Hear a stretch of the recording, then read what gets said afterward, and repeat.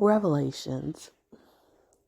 So I've been divorced since 2014, so it's 10 years now.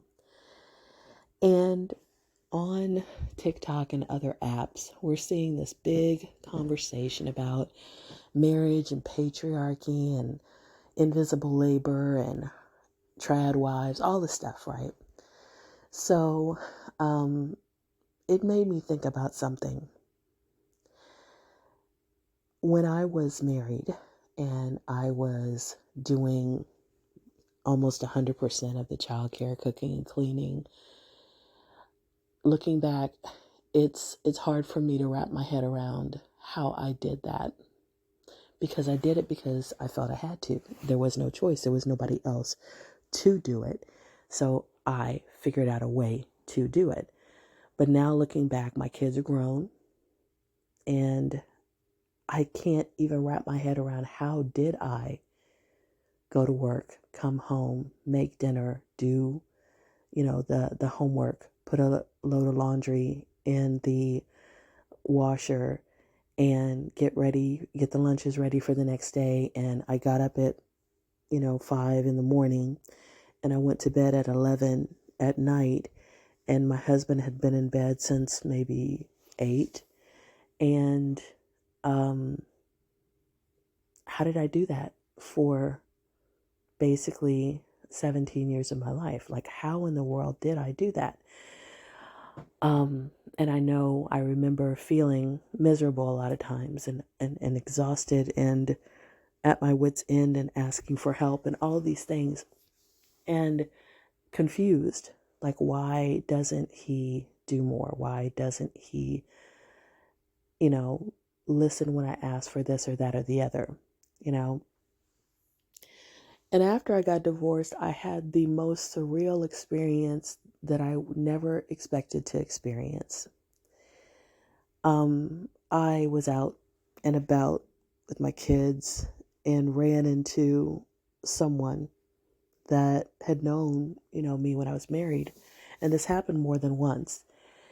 And, my kids we're in a grocery store, we're somewhere like that. So they go off and they are looking at stuff while I'm sitting here talking to this other adult, and they find out we're divorced and they say something to this effect.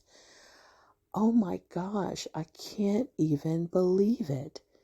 Because the way he talked about you, I mean, he said you did everything for him. He said you were so hardworking. He said you were such a good mother, such a good wife.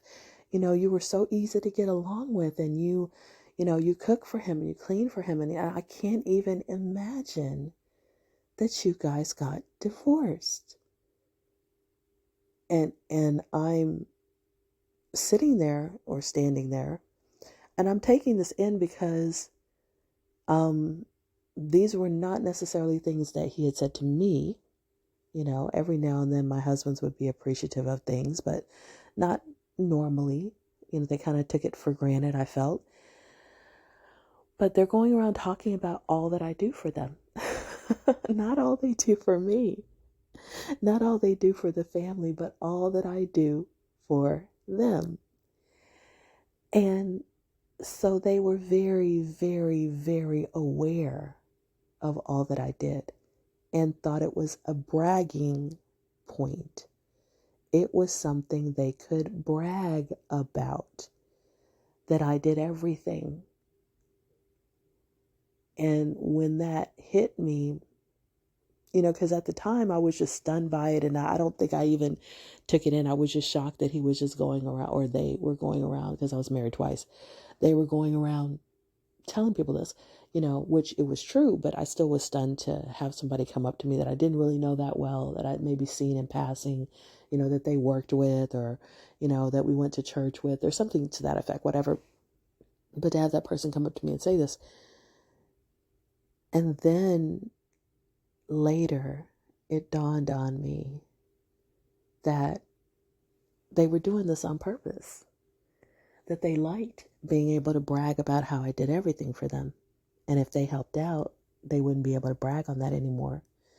They felt it was a sign of their worthiness that they had a wife that was like this, that it was a sign of their masculinity, that it was a sign that they had chosen well and got what they were supposed to get out of marriage. But not in any amount of that time were they thinking about what I was getting out of it, whether I was getting my needs met, whether I was feeling used, exhausted, overwhelmed, taken advantage of, regretting my choice in a mate. And, I think when I got divorced, I thought, the second time especially, that I had nothing to grieve. I even put that in my memoir, that I felt I had nothing to grieve because I felt I had been grieving for the 9 last years of my marriage when I was working to try to fix it and make it better and make it last, because this was my second marriage and I didn't want it to end in divorce, but I also didn't want it to continue the way it was. And so I'm doing everything I can to try to fix it. And I'm grieving because nothing I do works. Nothing I do makes a difference.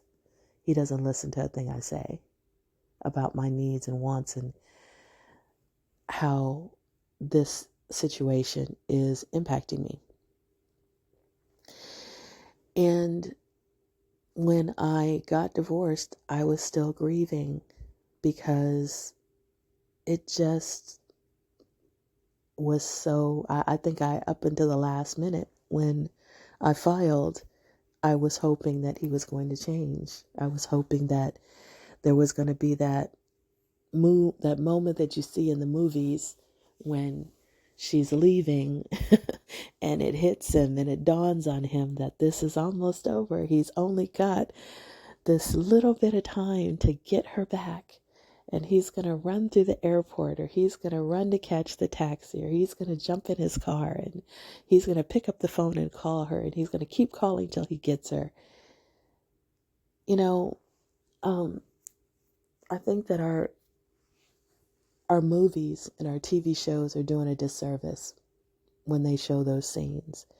Because I think a lot of women, or I'll just say me, I think I was hoping that would happen in real life. And when it didn't, when it was actually 6 weeks after my divorce, when my husband or my ex-husband said, I'm willing to do everything that you asked me to do. I'll do this, I'll do that, which really I only asked him for 2 things at the end after I'd asked him for a lot of other things and it didn't matter. I asked him to go to the